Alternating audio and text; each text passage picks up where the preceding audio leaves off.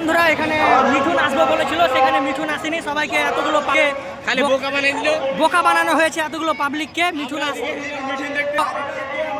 তুমি এসেছিলে এখানে? তো এখানে কি বোকা বানানো হয়েছে পাবলিককে? কি একদম বোকা বানানো হয়েছে সবাইকে।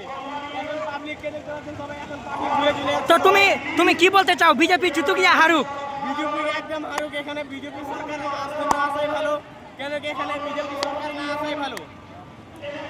শুনে নিলে যে কি বললো, তো এখানে বলছে যে বিজেপি না আসাই ভালো, কারণ এখানে যার কথা বলা হয়েছিল সে কিন্তু আসেনি।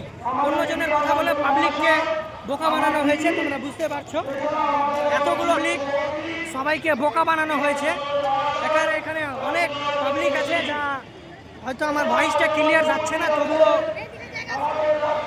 অনেক পাবলিককে এখানে বোকা বানানো হয়েছে। তো তোমরা দেখতে সবাই মিঠুন আসেনি বলে সবাই এখন বাড়ি চলে যাচ্ছে, মানে রিটার্ন চলে যাচ্ছে। মিঠুন আসেনি তার জন্য এখানে